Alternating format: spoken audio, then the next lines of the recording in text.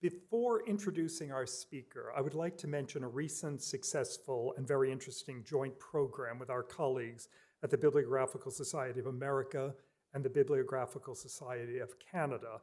Earlier this month, we enjoyed an online event focusing on 3 distinguished counterculture archives held in Los Angeles, Montreal, and here in London at the Senate House Library.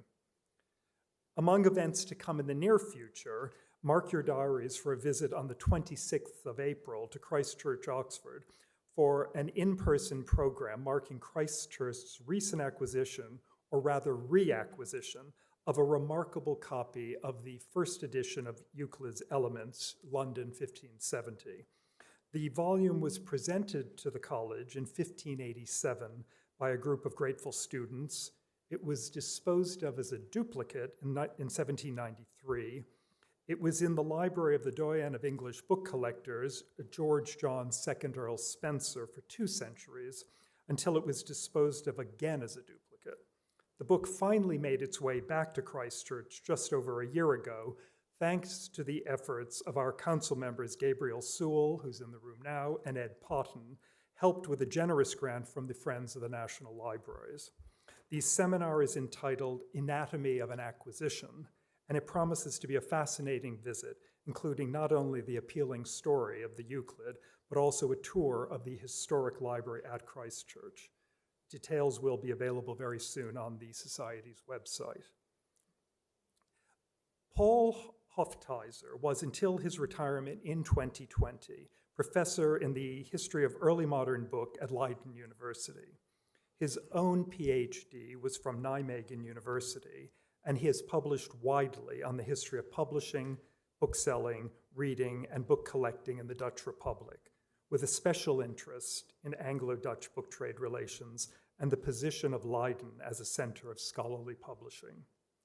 Since 2000, he has been a member of the board of the Bibliotheca Thysiana in Leiden, founded in 1653 following the death of the jurist Johannes Thysius. The collection comprises a wide variety of books from across Europe, and today's talk will focus on the very interesting group of books printed in the British Isles or owned by British collectors. At the end of Professor Hoftijzer's talk, there will be the opportunity for questions. For those following online, you can use the online chat function, in which case please give your name for clarity here. Today's talk is being recorded and will be available through the Society's website in due course. Let me now hand over to our speaker.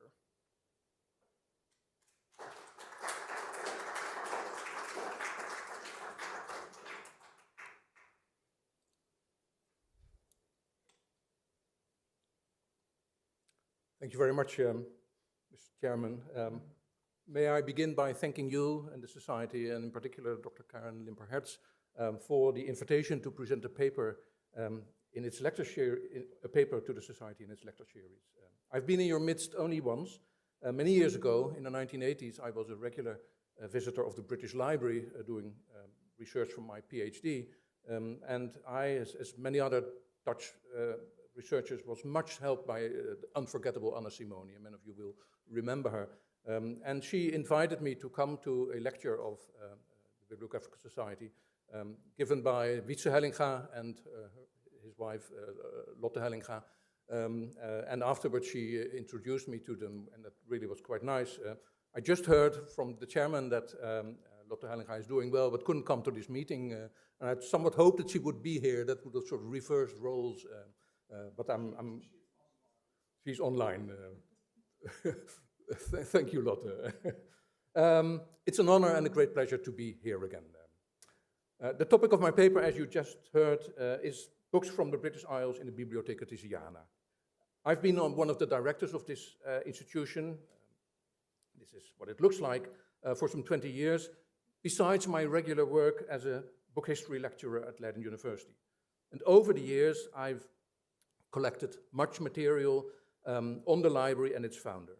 My aim today is to investigate the small but remarkable collection in the library of books with a British connection, and what I mean by that I will explain shortly.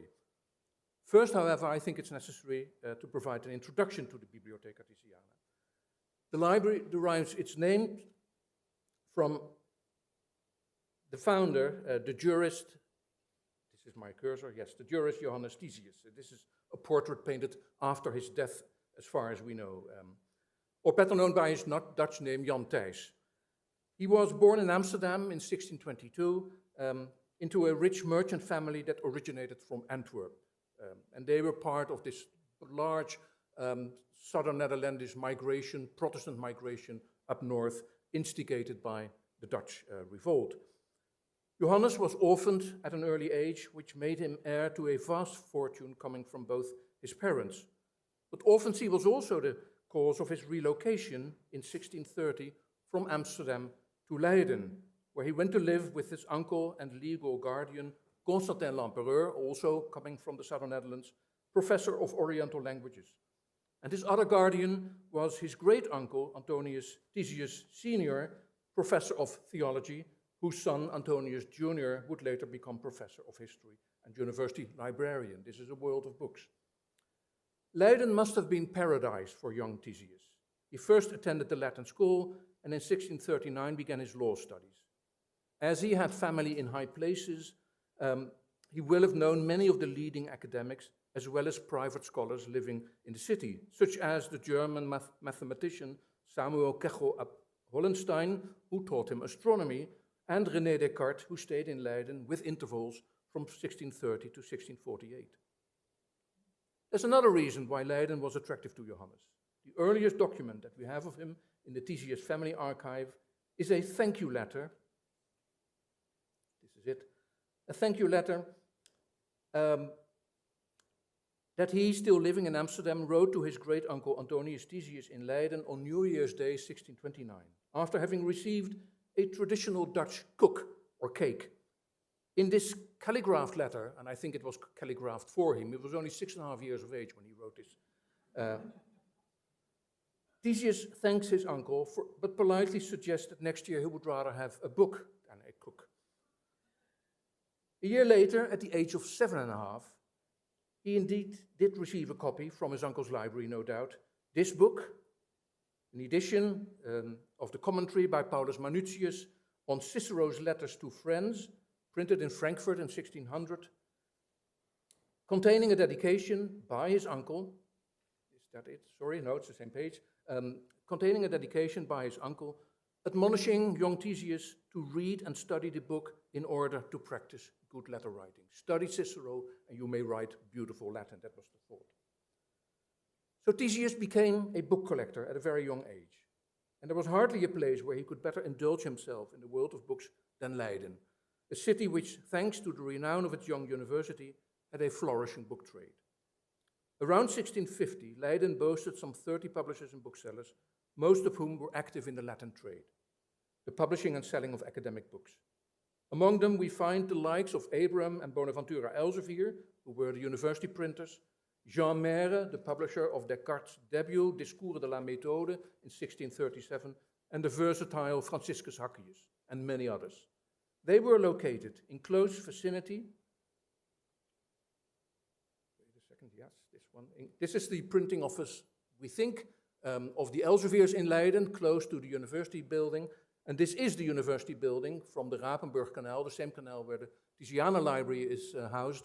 And you can see the old nunnery, because that's what the university building originally was, on the left-hand side.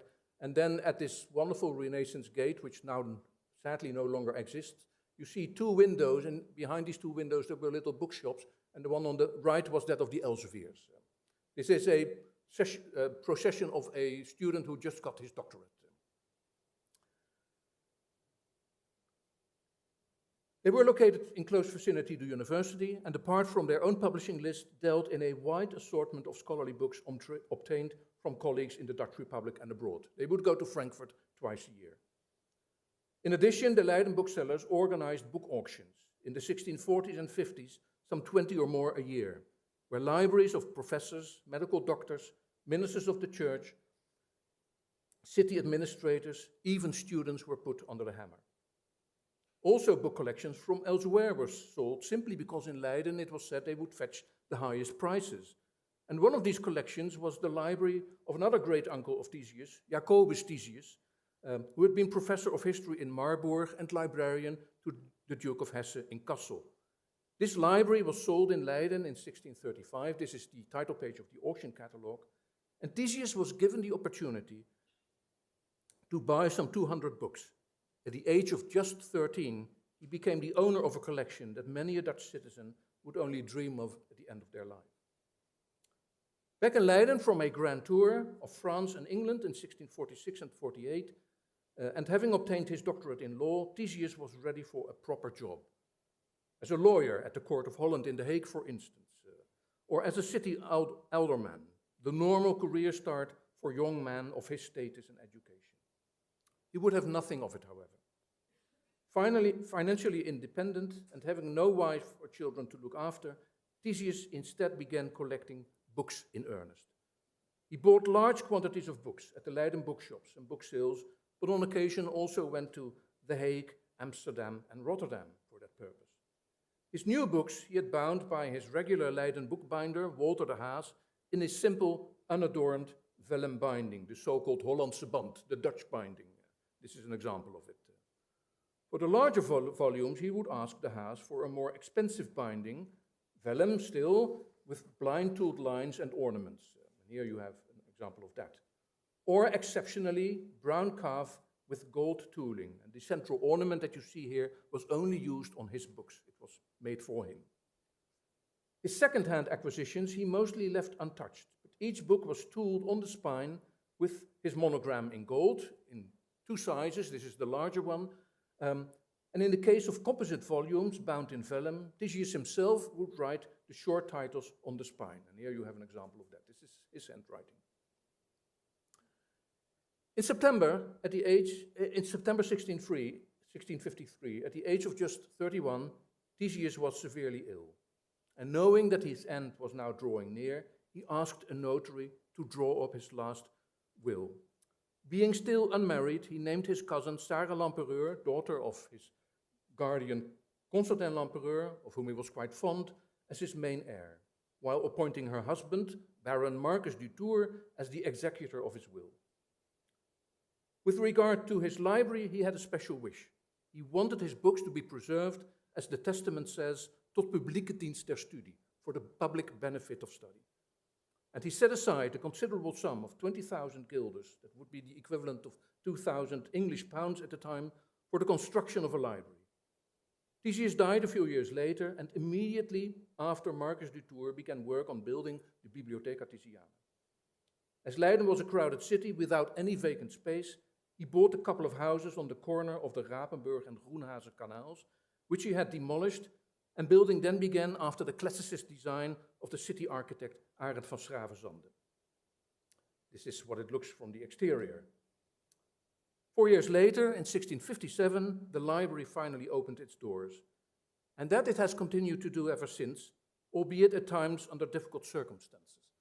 Due to mismanagement, book acquisition stopped in the early 18th century, which resulted, as it were, in a library frozen in time. The core of the collection, some 3,000 individual titles, not including several thousand pamphlets, dates from the 16th and 17th centuries.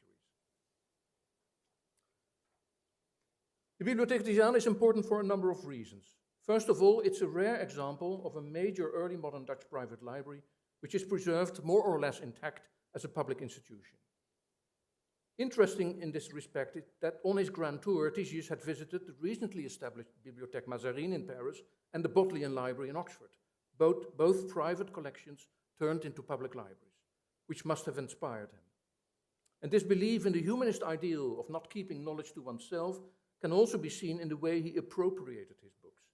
Normally he would write Sum Thisii, I am of Thysius, or a variant. This is a nice one. This is a book that he got from his uncle, Constantin Lampereur, who wrote, I have the cursor here, I think, yes, who wrote his name, that's him, S, can I read it here? S const L apostrophe emp, Constantin Lampereur, and then Thysius underneath, above the Londini, Nunc Thisii, now of Thysius. But he would also write on occasion, and that's what you see on the right, that the book belonged to Johannes Thysius et amicorum and his friends. Sharing knowledge.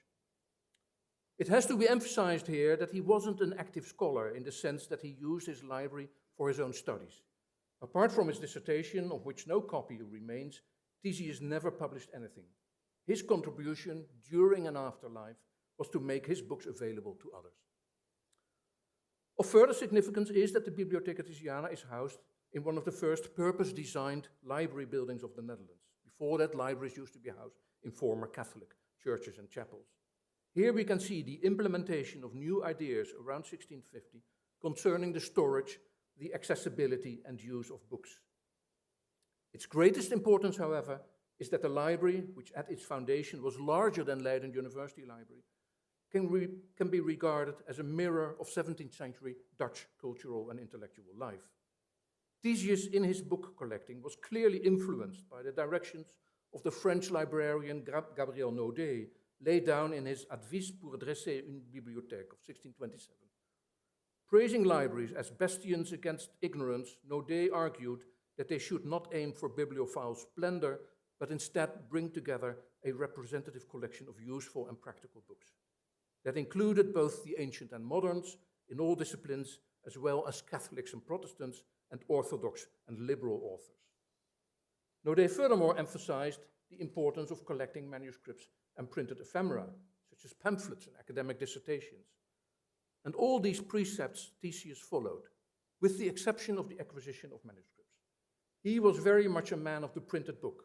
Manuscripts in the collection are few, among them several 15th century copies of classical text. Here you have a Terence from the collection. And another nice example, a highly important music manuscript from around 1600, which with more than 600 compositions for the lute, now known as the Thysius Lute Book, but he was not the compiler of it. He just could lay his hands on it. It was made by a Leiden student around 1600.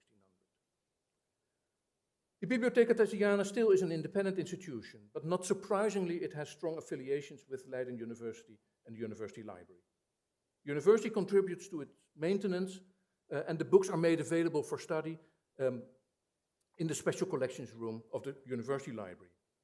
In addition, guided tours are being provided, and there's a modest fund for research fellowships.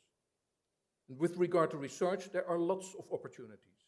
Besides the rich ensemble of text in all disciplines, there is a great variety of individual physical features of the books: bindings, provenances, marginalia, and waste material. To give you just one splendid example, this is what came out of one of the bindings. It's 118 pieces coming from a German archive with all sorts of interesting pieces of letters. If you go to the countryside, don't forget to bring a basket of strawberries, for instance. Where do you find that sort of material? Well, in the bindings of the Bibliotheca Thysiana.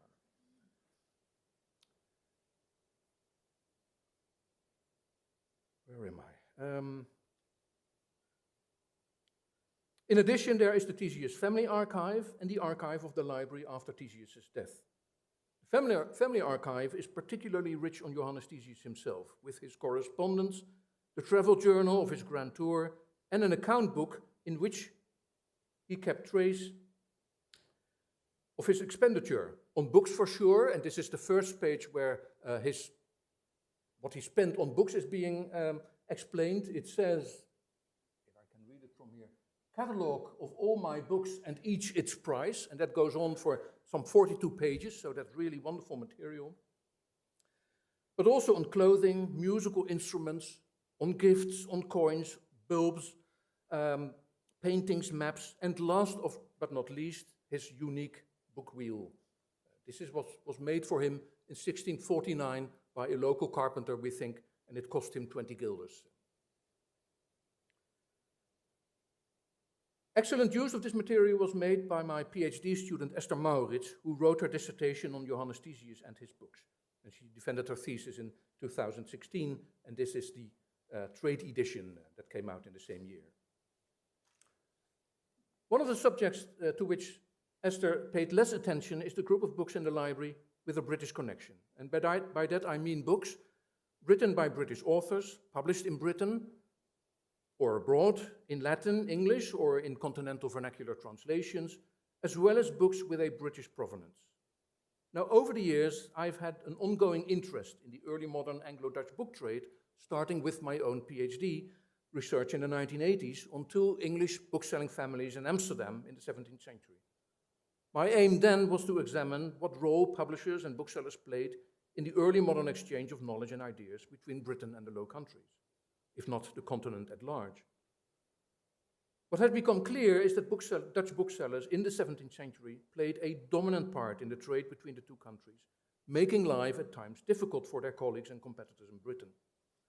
And explanations for this disadvantageous situation of the British book trade are not difficult to find.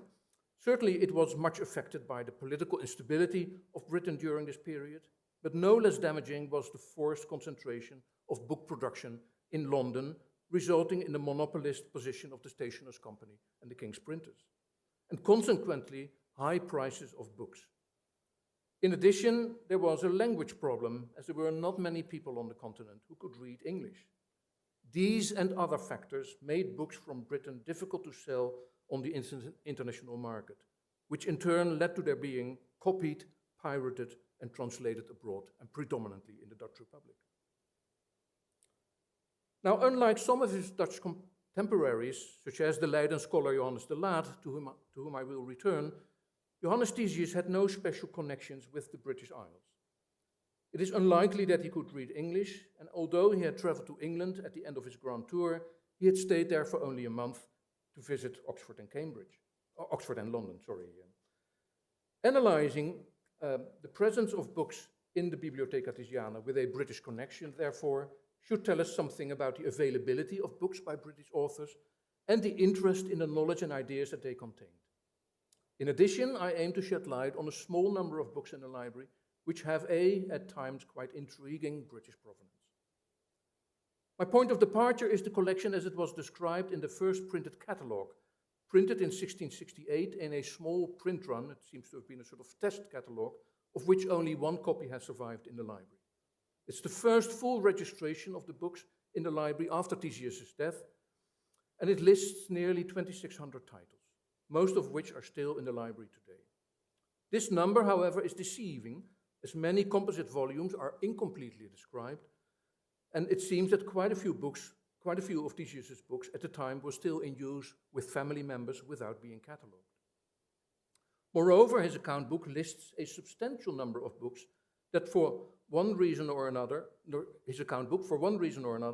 did not find a place in the library, most notably his school books, the Libri Scholastici as they are called, and his musical books.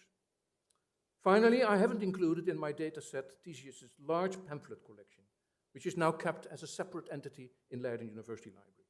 The reason is that we simply don't know which pamphlets were acquired by Thysius and which by later collectors. So 2,600 titles has to be regarded as an absolute minimum. The first thing I wanted to know, what proportion of Thysius' books originated from the British Isles and in what language they are written. Well, if we divide the 2,600 titles up by place of publication, as you can see here, then it shows that Paris first stands out with 300 titles, 11%. Leiden, not surprising, comes second with 240, including a lot of academic ephemera, 9%, Frankfurt third with 235 titles, 9%. And then there's a large middle group of cities like Lyon, Amsterdam, Antwerp, Venice, Basel, and Cologne. One can say all the major printing centers of Europe are well represented in the Bibliotheca Thysiana. That is not the case, however, for London and the few other British towns where printing was allowed. The catalogue lists no more than 44 titles with a London imprint, that's less than 2%, while the production of the other towns is negligible, a mere 5 titles from Oxford, 3 from Cambridge, the same from Edinburgh, and 1 from Dublin. Judging by the years of publication, moreover, it appears that Thysius acquired most of these books second-hand at book auctions. Only a small number was new, that is, printed in the 1640s and 50s. It seems that the export of recent books in Latin or English via the book trade from Britain to the Dutch Republic in these years had come to a virtual standstill. And that is also the impression one gets from publishers' catalogues at the period. English books are rare. The unfamiliarity with English is also seen in Thysius' London imprint. The majority, 33, are in Latin, just 9 are in English, plus 1 Italian and 1 in French. What British books did Thysius then buy?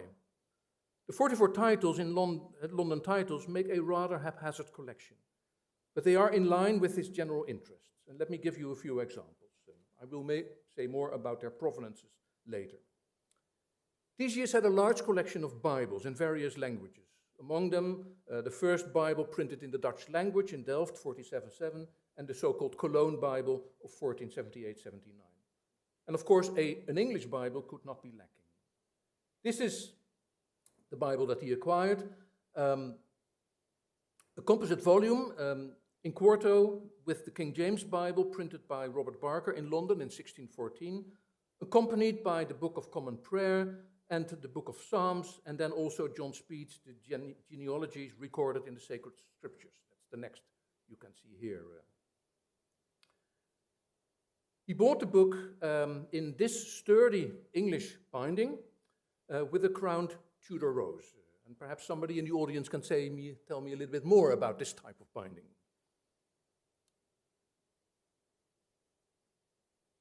A subject Thysius was highly interested in was genealogy and heraldry, and that explains the presence of this folio work from 1641 by the Lincoln blacksmith James York that he acquired for 4.5 guilders. The full title of it reads The Union of Honor. I don't know if you can read it from that distance, containing the arms, matches, and issues of the kings, dukes, marquises, and earls of England from the conquest until this present year, 1640. Another example, one of the great deceptions of Thysius' life was that due to his poor health, he had not been able to visit Italy on his grand tour. His whole education had geared up to going to Italy, and then he couldn't go there. But on paper, he could travel as far as he wanted in his library. Witness the presence of many travel accounts, including this famous illustrated work by George Sandys, costing him no less than 6.5 guilders. That's an expensive book. Leiden's reputation in the field of historical linguistics, including the study of Germanic languages, may have influenced Thysius in buying this edition of the Latin Anglo-Saxon Psalter, edited by John Spelman, son of the antiquary Henry Spelman, amongst others, based on a 11th century manuscript in the library of Henry, now in the British Library, Stowe Manuscript 2. He had more books, by the way, by Henry Spelman, so he had an interest in this sort of publications. He had several bibliographical reference works, but only a few library catalogues, which is somewhat surprising. This is his copy of the 1620 catalogue of the Bodleian, which, with the appendix of 1635, it is interleaved and has numerous manuscript editions, which is quite interesting, I think, to compare with perhaps copies in the Bodleian itself. Not by Thysius, so he bought it with the editions by someone else. As a doctor of law, but also I think as a Dutch patriot, Thysius will have followed the fiery debate between Hugo Grotius and John Selden about the freedom of the seas, and that was an issue between the Dutch and the English that was of great importance. He had both Grotius' Mare Liberum in a Latin and Dutch edition, and Selden's Mare Clausum, which you see here, the latter in a London edition of 1636. The largest section of Thysius' library concerns history, from classical history to events of his own time. Modern British history is no exception. Witness the presence of, among others, William Camden's Annales Rerum Anglicarum at the time of Queen Elizabeth, which you see here, printed in London, 1615, and 2 works on church history, which are rather intriguing, how he was able to acquire them. The first is this book, by James Usher, Archbishop of Armagh in Ireland, the Antiquitates Britannicarum Ecclesiarum, published, one book that I mentioned, published in Dublin, of course, but quite intriguingly, it has this binding, which is no doubt the binding that it has the coat of arms of Usher as Archbishop of Armagh, and no doubt this is a binding that covered presentation copies, which Usher sent to friends and colleagues. The armorial bindings website lists, I think now, 13 copies with this binding. Well, this is number 14. But how did Thysius get it? Where did he get this particular book from? The other one is Archbishop Matthew Parker's, this one, De Antiquitate Britannicae Ecclesiae, let me see, printed in London by John Day in 1572.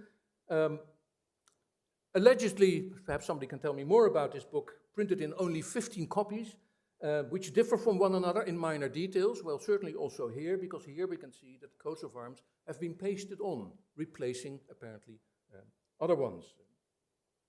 Interestingly is that I have not been able to find out where and from whom Thysius acquired the book. Of these 15 copies, how was it possible that one ended up in the Netherlands? But interestingly, Thysius also had the German reprint of this book printed at Hanau in 1605. A subject that is not dealt in any other book in the Bibliotheca Thysiana is the insect world, and Thysius must have been quite pleased to acquire a copy of, notwithstanding the poor qualities of printing and woodcut illustrations, a copy of Thomas Moffat's Theatre of Smallest Insects, published in 1632. Moffat had in vain tried to have it printed with engraved illustrations in Holland at around 1600, but the book actually came out 30 years after his death, and the original manuscript is now in the Sloane collection in the British Library. And then an important work on physics, in which for the first time, this work by William Gilbert, for the first time a theory of magnetism is expounded, De Magnete, published in 1600. I'm not sure to what extent Thysius was able to understand the text, but it is an indication of his broad interests. Now, a further aspect of my research, of my analysis, concerns books by British authors not published in Britain, either in the original language they were written in, Latin or English, or in translation. As I've said, quite a number of works by British authors were copied or pirated in the Dutch Republic and elsewhere because the originals were no longer available or because they were too expensive. And the best example I can give are the works of Francis Bacon. Thysius owned 8 of his works, of which 4 titles now remain in the collection. Only one, this one, was published in England, the first edition in folio of the Instauratio Magna, John Bill, 1620.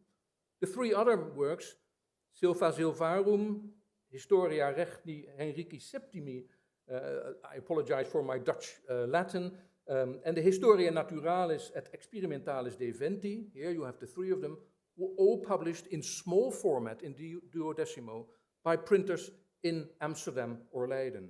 And that is also true for the other 4 volumes that we now no longer have. Bacon was much in demand on the continent, and these cheap but well-printed books in small format will have pushed the original English editions out of the market.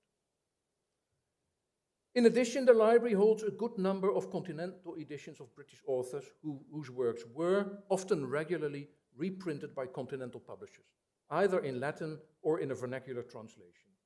To give a few examples, George Buchanan, there's quite a lot of Scots in the collection, poetical translation of the Psalms and 2 of his tragedies, you see here on the left, published in Amsterdam, and on the right, his History of Scotland, that is published in Frankfurt. Here we see John Owen's Epigrammata, published here in an Amsterdam edition, and on the right, a French translation of Barclay's Argénie, very popular book, published in Paris in 1638, as far as I can see. Here another example, a medieval author, John of Salisbury, his Polycraticus, a handbook for rulers, constantly reprinted, here in the edition of the Leiden Officina Plantiniana. The son-in-law of Plantin, Franciscus Raffalengius, is the publisher here. And on the right, you see Thomas Linacre's study of the structure of Roman prose in a Leipzig edition. All indications that these books were regularly printed outside Britain. And here 2 examples of translations. William Lithgow, another Scotsman who made travels for a period of more than 90 years. Here we can see his work being translated, published in Amsterdam. And here we have a very nice translation of a book by Joseph Swetnam. The English title is The Arraignment of Women, satire against women. And what I really like, this is published in Leiden in 1641 by a printer bookseller who lived in England for a while. He was familiar with English books. And the style of illustration here on the title page is very much reminiscent of English pamphlets of the period, which one never comes across in Dutch pamphlet making at all. So this is really a nice example of that.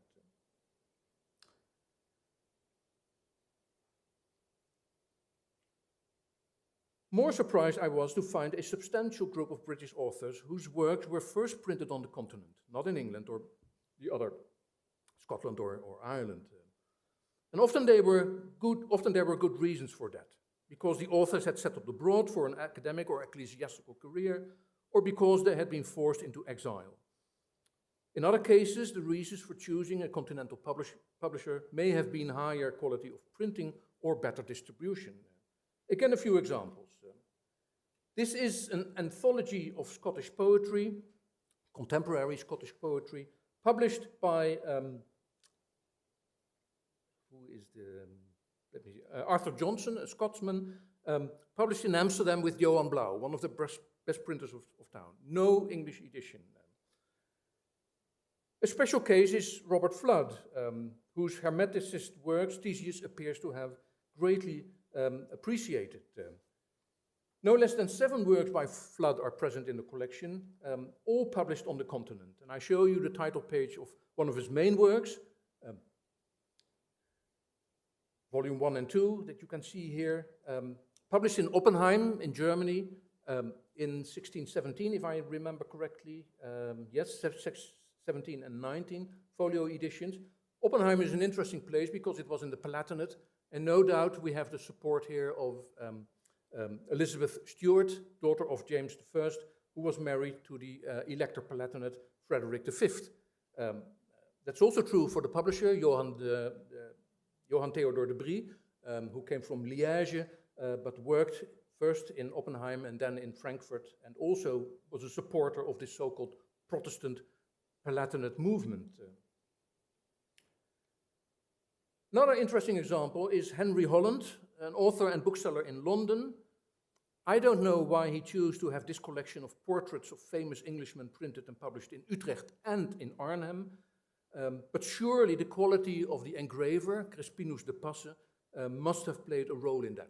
But there's no further information why this book was not published in England. And finally, this little book, or one of 3, Elizabeth Jane Weston spent most of her life at the Imperial Court in Prague, where she died in 1612. She was nicknamed Virgo Angla, the English maiden, and she was considered one of the best Neo-Latin poets of her age.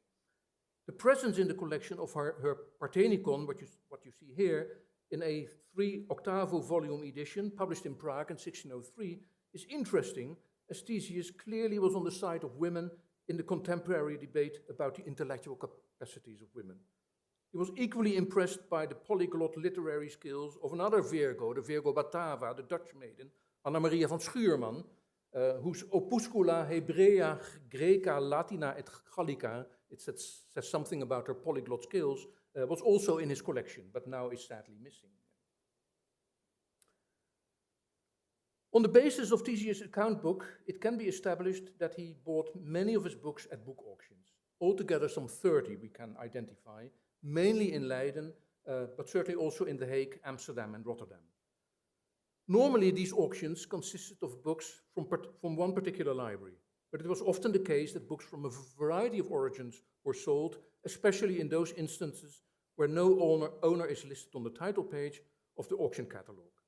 And this creates intriguing puzzles as to the origin of certain books, particularly when additional information from the auction catalogue and the books themselves is available. There are several book sales where Thysius acquired large numbers of his second-hand books. And one was a sale in October 1648 of the library of his uncle and guardian Constantin Lampereur, in whose house Thysius had lived for most of his life. Lampereur had visited England in 1616 and was well versed in the English language, and in Leiden he corresponded with several British scholars. Thysius acquired some 80 books from the library of his uncle just after he had returned from his grand tour, and among them are, I've already mentioned them, his English Bible and Sandys' Relation of a Journey, but also, for instance, the Latin-English Dictionary of Thomas Thomas from 1587, now missing sadly, and these editions, somewhat strange, classical editions being sold, being sort of brought from Britain to the Netherlands instead of the other way around. Here we have a series of classical editions by Thomas Linneker. That's the editor of them. Of greater importance as a source of British books was the library of another Leiden scholar, Johannes de Laat. De Laat was born in Antwerp, and he was a jack of all trades. As a young man, he had been one of the students in Leiden of Josephus Scaliger. He then went to England, where he married the daughter of a rich Flemish merchant. Back in Leiden, he earned his living as director of the Dutch West India Company, which he had helped found. But he also was a respected scholar. He wrote the first comprehensive description of the New World, compiled an Old English dictionary, lost in the 18th century, and worked for the Elseviers as an editor. During his life, he collected a library of more than 2,000 books, which was sold in Leiden a year after his death, in April 1650. This is the auction catalogue. De Laat's library was rich in books on subjects like theology, philosophy, botany, history, philology, and geography and travel. And Thysius bought heavily at the sale, acquiring some 150 titles. Among the English titles are, I've already mentioned them, York's Union of Honor, Bacon's Instauratio Magna, Moffat's Insectorum, Camden's Annales, Camden and de Laat had known each other, John Spellman's Anglo-Saxon Psalter, they had corresponded with each other, and Gilbert's De Magnete. Other books are John Key's spurious defense of the claim that Cambridge was the oldest English university, here you have it, with a provenance which you perhaps may help me. I'm reading in between lines there Thomas Bow or Lowe, and I think there is a Thomas, I think it's Lowe as a Lord Mayor of London at around this time, but perhaps somebody can do better here. And there's a Hen H. Graius, H. Gray at the top, and at the bottom I think named as well. Perhaps we can come to that back, can come back to that later. And a book that's really sad that it's gone missing in the 19th century from the collection.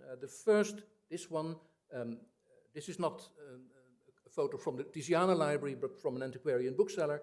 A copy of the first mid-Scots translation of Virgil's Aeneid, published in London in 1553, I think.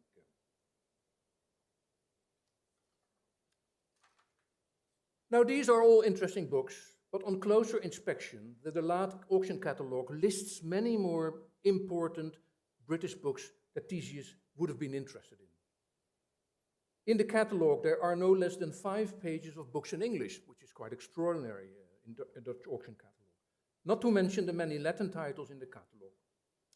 These English books, and here you have the beginning 2 pages of the list of English books, and I've put little manicula there so that you can see what are interesting titles. For instance, with regard to the religious and political struggles of the period, John Fox's Book of Martyrs and Richard Hooker's Laws of Ecclesiastical Polity. You can see them, John Fox on the left and Hooker on top on the right, I think. What else? Maritime Expeditions, Hakluyt's 3-volume Principal Navigations with its continuation, Purchas His Pilgrims, but one also finds the poetical works of Chaucer, Bacon's Essays, and Thomas Brown's Religio Medici. That's here, you can see on the left, you see the Essays of Bacon, and then the first book in the octavo books is Thomas Brown's Religio Medici. Why Thysius didn't buy more is not easily answered. Was he perhaps overstretching himself in his acquisitions? There are indeed indications that that is the case. In 1649, he bought on various occasions 210 books. and although most were of a moderate price, some were really expensive. For a Parisian set of Calvin's collected works, for instance, he paid 65 guilders. For Onufrius Panvinus Antiquitates Veronenses, 20 guilders. And for the 3-volume Antwerp edition of Justus Lipsius' Opera Omnia, 42 guilders. His means certainly were not infinite. Another obstacle may have been the enormous amount of books that was on the market in the Netherlands by the middle of the 17th century.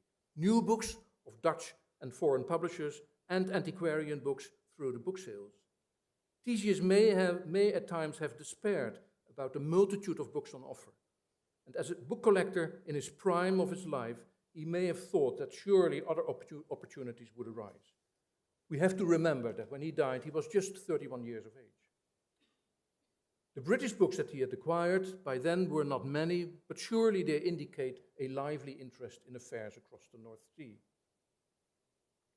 And finally, it seems as if the bibliophile in Thysius, with a taste for expensive and extraordinary books, had got the upper hand over the Nordean collector of practical and useful books. In 1650, he bought, it is not known where and when, a beautiful copy of the ultimate book for any collector, the Hypnotamachia Polyphili, printed by Aldus Manutius in Venice in 1549. This is 2 pages from it. It has a British provenance. The title page, if you can call it that, has a manuscript inscription which says that one Thomas Dishington had bought the book Hagi en Holland in The Hague in Holland on the 19th of January 1618 for 16 guilders, an indication that already it was a book that was sought after. Dishington was a Scottish country squire from Ardross who followed King James VI to London upon his coronation. He is known to have traveled in Europe in the 1630s and 40s, and according to one source, he acted as a spy for Charles I. Thysius's bibliophily brings me to a rather mysterious auction, and to a higher degree of speculation, I must admit. The auction was held by Abram Elsevier in The Hague on 25 October 1649. Again, the auction catalogue. The title page of the catalogue gives no clue as to whose books were auctioned here. Thysius refers to the auction in his account book as that of a Mr. Schouwenburg. However, no Dutch collector of this name is known at this period, and on closer inspection of the catalogue, it appears that many books were of British origin. Material evidence from the books acquired by Thysius, moreover, points to a variety of British provenances. I believe that this auction consisted, at least in part, of the books of one or more exiled royalists who had left England before or after the execution of Charles I on 30 January 1649. Of the 50 books that Thysius bought at this auction, I would like to present a handful, which in one way or another seem to be connected. The jewel in the crown is this work. The Astronomicum Caesareum by the German astronomer Petrus Appianus, privately printed by Appianus and his brother in Ingolstadt, Bavaria in 1540. Heavily subsidized by the German Emperor Charles V, this extraordinary book, with its many exquisitely colored volvelles, was produced in a very small print run, meant for distribution only among the crowned heads of Europe. What is more, it is Henry VIII's copy, as it can be inferred from the binding. You can see, wait a second, this is an illustration, of course, from a very famous one, and here you can see the binding with the initial letters H.R. Henricus Rex and the Tudor coat of arms. James Carley, who was made aware of this copy by Esther Maurits, writes in his study of the books of Henry VIII and his wives that the book apparently was taken from the royal library in the chaotic period following the fall of Charles I. The question then is, by whom? It certainly was an expensive book. Thysius paid 20 guilders for it. It recently came on the market for £1 million, I think, another copy. Another remarkable book with a possible royal connection is the only book printed on vellum in the Bibliotheca Thysiana. It is this book, Guillaume du Bartas, La seconde semaine ou enfance du monde, published in Paris by Pierre L'Huillier in 1584. As if that isn't enough, the book is bound in a splendid binding à la fanfare, which can be attributed, I think, to Clovis Herve, who was active in Paris from 1584 as a royal bookbinder. Now, it is possible that the first owner of this exclusive book was an aristocratic French collector with a great admiration for the poetry of Dubartas. But it is equally possible that the intended recipient was someone in Britain. And I'm particularly thinking of King James VI of Scotland, who was a great admirer of Dubartas' poetry. And it is known that Dubartas visited Scotland in 1587 and that he was received with great ceremony and got many expensive gifts from the king. What better present for the poet then to give to the king in return than his own work in such a beautiful guise? I'm not sure if Thysius was aware of this possible provenance, but he literally put his own stamp on the book, his monogram in the empty oval at the center of the binding. My third book is the defense by Francis Mason, Archdeacon of Norfolk, of the Anglican Church against the attacks of Cardinal Bellarmine and others. The book was published in London in 1625 in a Latin edition by Nathaniel Brent and is dedicated to King James. The binding, the maker of which I have not been able to identify, but I'm sure somebody in the audience can, has the arms of George Villiers, 1st Duke of Buckingham. The Duke was murdered in 1628, and his library with this book no doubt will have passed on to his son, George, the 2nd Duke of Buckingham, who was a close associate of the later Charles II.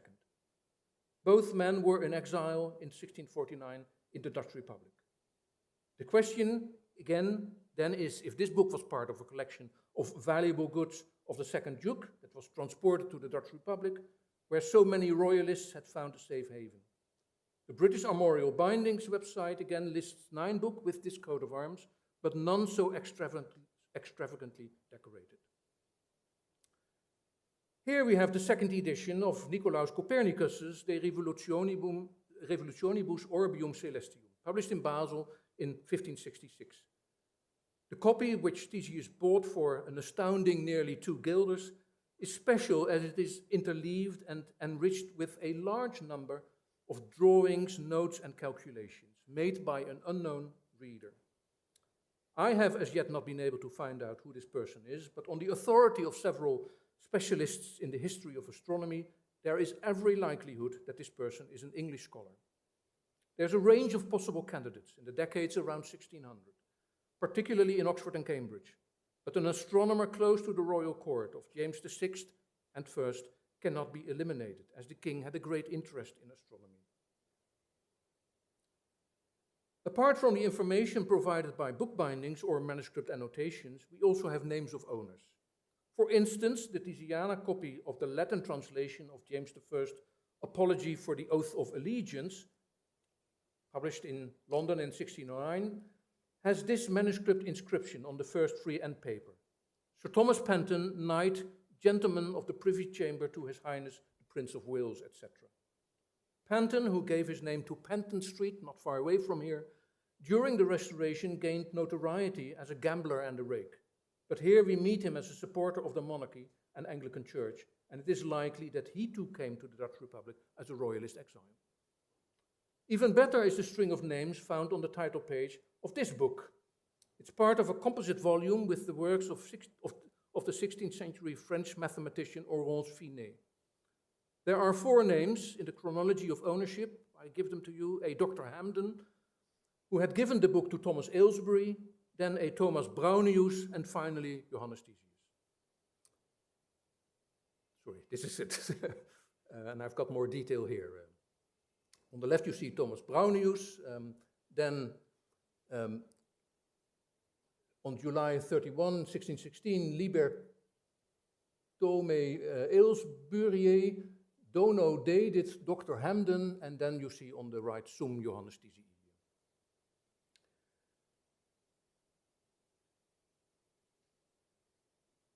I've not been able to identify a Dr. Hamden, possibly someone in Oxford. Thomas Aylesbury is better known, of course. He got his MA in Oxford in 1605, then acted as secretary first to Charles Howard, Earl of Nottingham, and later to the Duke of Buckingham, both in their capacity as Lord High Admiral of England and then he subsequently made a career under Charles I. The ODMB styles him as patron of mathematics, and he supported men of science, especially mathematicians and astronomers. He left England in 1649, again first settling in Antwerp, later in Breda in the Dutch Republic, where he died in 1658. And finally, there is Thomas Browne, not the famous physician from Norwich, but the Anglican priest who was a favorite of William Laud and in 1639 was made Canon of Windsor. In 1644, he moved to The Hague to become chaplain to Mary Stuart, wife of the Dutch stadtholder Prince of Orange William II. And from 1649, he also acted on occasion as chaplain to the exiled King Charles II. A staunch royalist, he assisted the royalist exiles as much as he could, even to the extent of lending money to the king. He also was involved in royalist propaganda with the help of his brother Samuel Browne, a bookseller first in London and later in The Hague. Now, why do I pay so much attention to these men? I think the solution to the question about the origin of the books that were sold in The Hague in October 1649 may well be Aylesbury and Browne. The Schouwenburg auction, as Thysius called it, perhaps is a misinterpretation of Aylesbury, part of whose library may have been sold in the auction. The role of Thomas Browne could have been that of an intermediary, bringing together books from other royalist libraries or parts of them, possibly even that of the second Duke of Buckingham and King Charles II. And with the help of his brother, he may have prepared them for an auction by Abraham Elsevier. Proof of this hypothesis may be found in the list of 119 manuscripts at the end of the auction. Here you have the first page of that, the Libri Manuscripti, 119 of them. It's a rather unusual collection of documents, letters and texts in Latin, English and French concerning religious, political, and especially naval affairs. Remember Aylesbury's function as a secretary in that with Buckingham, for instance, but also books on history, science, and travel. And I think a further analysis of these manuscripts, as far as they still exist, what happened to them, may lead to the original owner. I would like to finish, I'm sorry that I've taken much of your time, I would like to finish with one of Johannes Thysius' latest acquisitions. In 1653, he bought this booklet. I apologize for my fingers. By James Howell, A Lament on the Terrible Civil War that raged in England, published in London in 1646. Thysius had it bound in a small composite volume, with 10 other texts from all over Europe. By then, however, another war had broken out, the first of a series of naval conflicts between England and the Dutch Republic. Thysius was very concerned about the war between two hitherto friendly nations, and he must have been glad to see hostilities cease in the summer of 1653. Still, he did not see an end to the conflict, as he died in October of that year. Peace would not be concluded until April 1654. Thank you very much.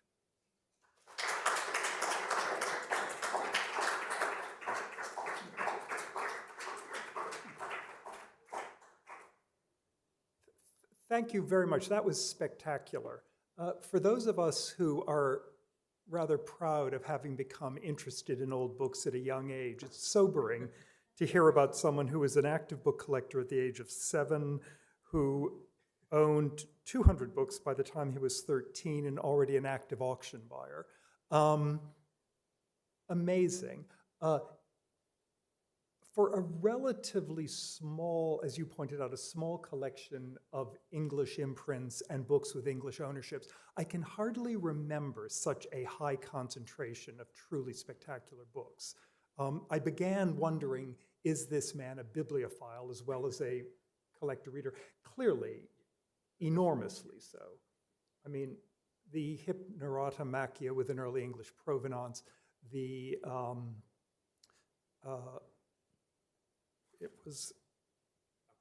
Appianus, Henry VIII, and the list goes on. I mean, extraordinary, the high concentration. Well, those are my ramblings. I'm sure there are other questions in the audience here or indeed online. Miriam. Excellent talk. Thank you very much. Thank you. And I hope to talk to you afterwards. Yes, I will. what I wanted, I was intrigued. Wait. I was intrigued by the Et Amicorum inscription, because in Dutch books this is very uncommon.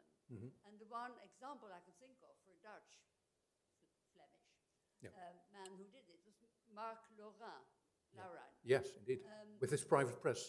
Yeah, in Bruges. that's right. But he was the one, as far as I know, in the Low Countries to do it at Amicorum. Yeah. Have you found that more often? I found it in the library more often. His uncle in Germany, Johannes Thysius, whose books, whose library he could buy books from in 1635, does it as well. Right. But then he's most of his life in Germany, so he may have picked it up as a German tradition. But certainly not.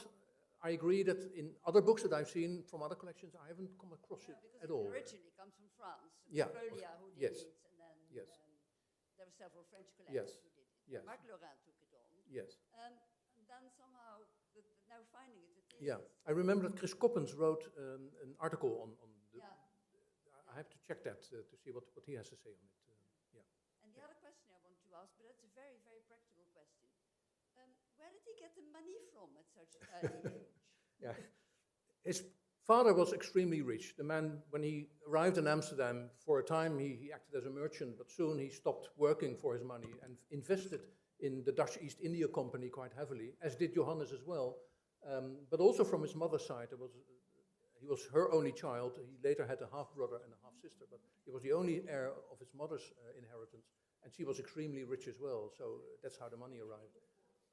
He was clever in investing as well. There's lots of material in the archive where you can see him quarreling with agents in Amsterdam that they haven't done exactly what he told them to do.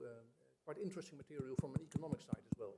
But there was no limit to, well, there was a limit to the money he had, but he was exceptionally rich, I think.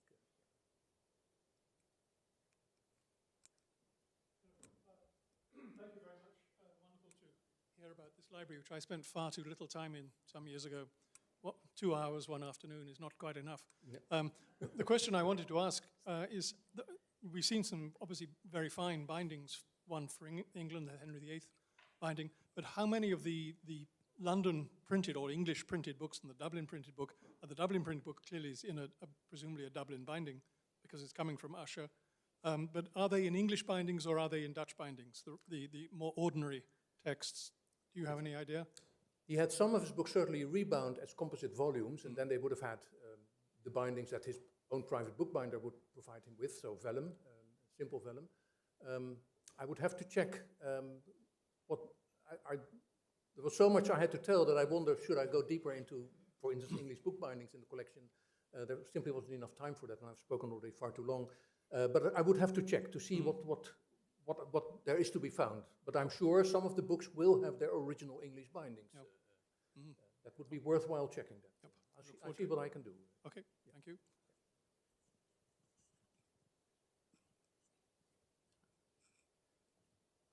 Well, thank you very much indeed. You showed us the building he put up, wonderful one there. Sorry, I can't hear you, David. You showed us the building that he erected for his Yes. library. Yes. And of course, it's only a few meters away from the university. Yep. Well, have you got any sense of the relationship between his collecting and what was in the university library? Because obviously some of the books he bought were quite standard books, which quite might already have been there, but I wonder if there was any sense of him trying to complement what the university had already. Yeah. I certainly think in what I call this Nodean approach, there were lots of complaints about Leiden University Library that it contained books that nobody else but the librarian wanted to have. And the librarian certainly was Daniel Heinsius, professor of Greek and for a very long time librarian, who constantly overstepped his budget buying things that students didn't need for their studies. So there was really a problem for students, if at all they got access, and that would be true for colleagues of Heinsius as well, because he wouldn't let every Leiden professor into his own library, as he called it.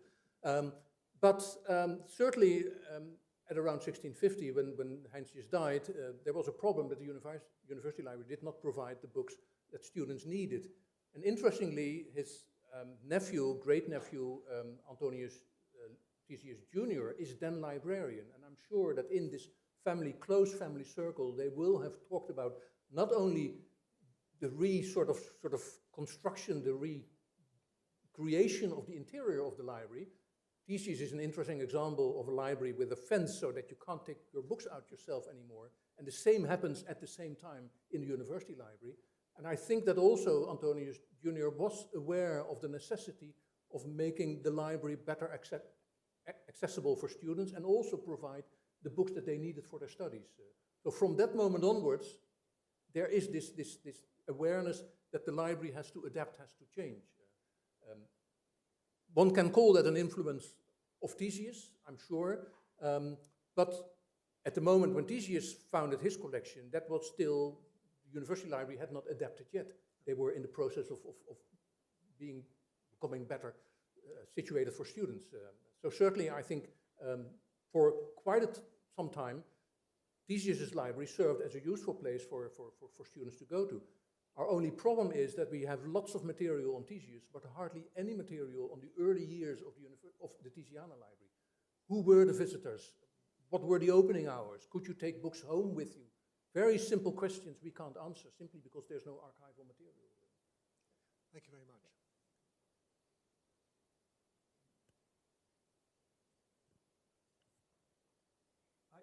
I just have one more question. The evidence of where the books came from, was he an annotator who marked did it come from the account books you mentioned, and the sale catalogs? Did he keep sale catalogs? He must have kept them, but I think the first curators got rid of them, as they did with his school books. That's terrible. I mean, we all know that in Wolfenbüttel, I can't remember the name now. The Herzog August, the Duke August Library. That's a collection where there's large numbers of Dutch auction catalogs, and all the old auction catalogs that I showed come from that collection. Duke August kept all his auction catalogs. Thysius must have. Thysius must have done as well, but I think his first curators then got rid of them, as if they were not serious objects for a scholarly library.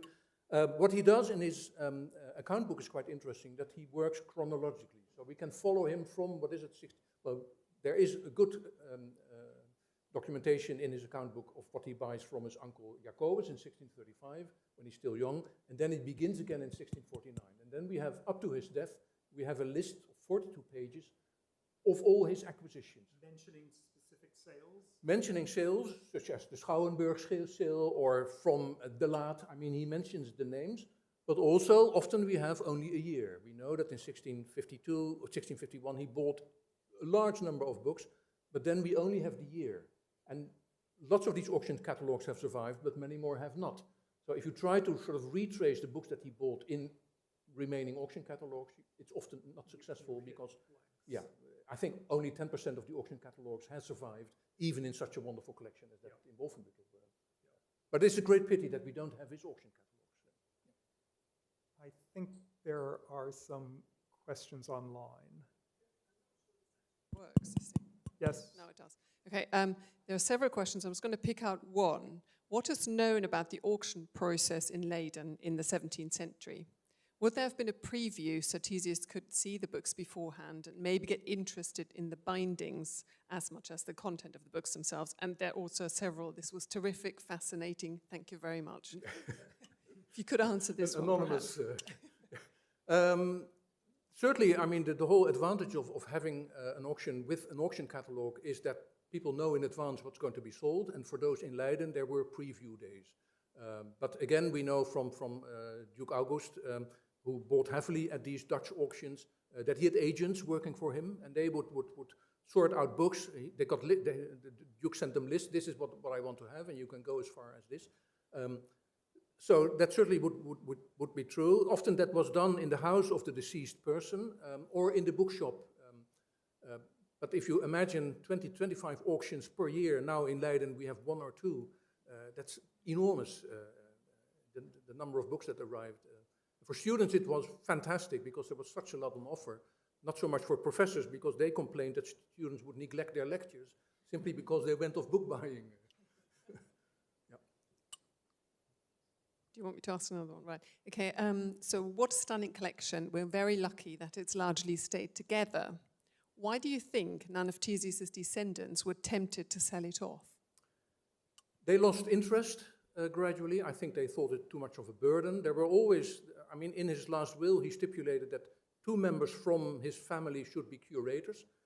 And if one was not there anymore for any reason, then the university should step in to start providing curators from its professors. And that's the situation now. From the end of the 18th century, you see that the university begins to appoint curators. And I was also appointed by the board of the university.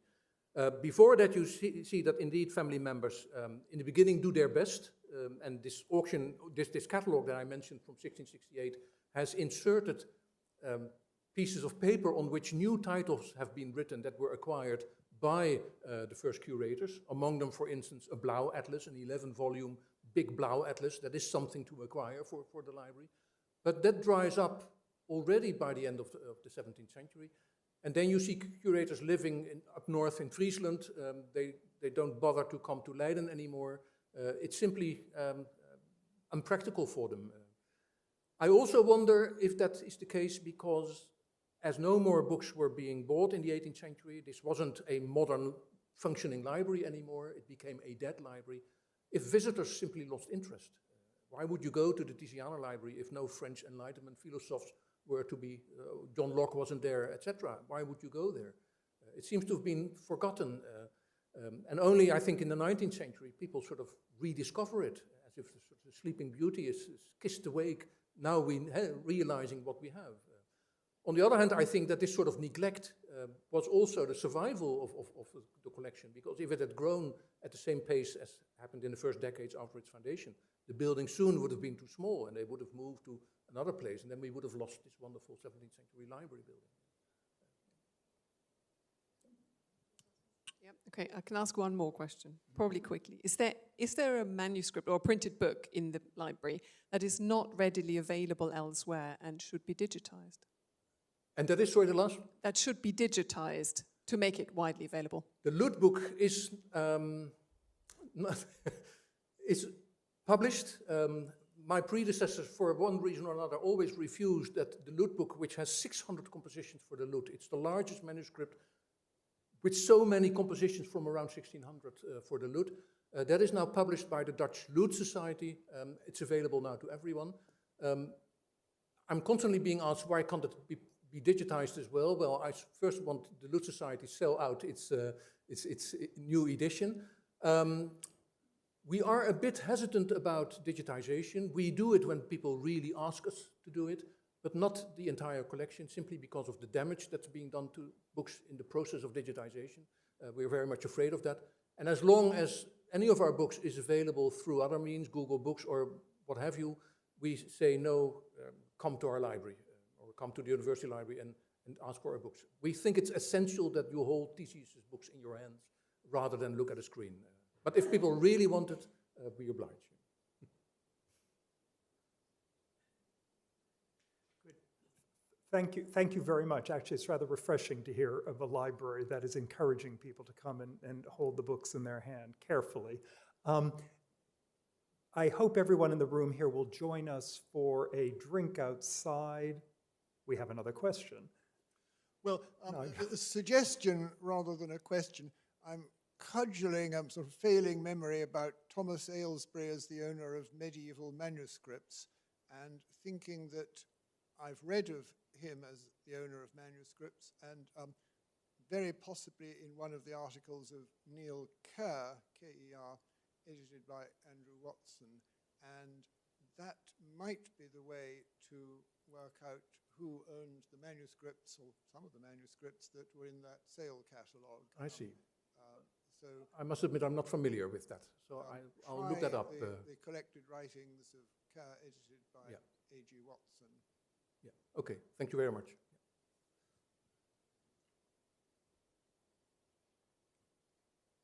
I think that probably is everything now. From the evidence of the number of questions, I think this conversation will continue over drinks out in the lobby. It just remains to me to thank Paul for a really, really wonderful talk. Thank you for coming and entertaining us so wonderfully this evening.